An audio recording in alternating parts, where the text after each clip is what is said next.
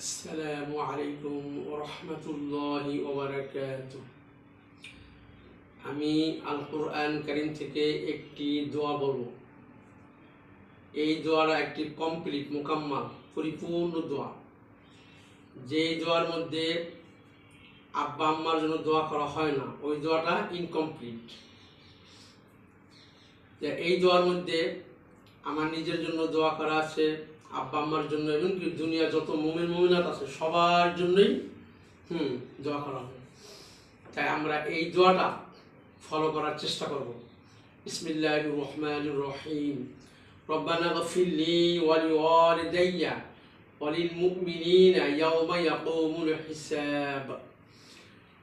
হে আমাদের সৃষ্টিকর্তা, আমাকে ক্ষমা করেন, আমার আব্বা আম্মাকে ক্ষমা করেন।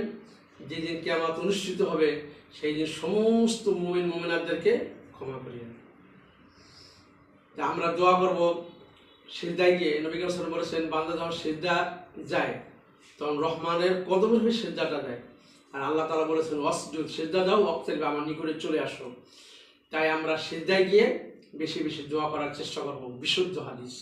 আল্লাহ তাআলা আমাদের তৌফিক দেয়। আমিন।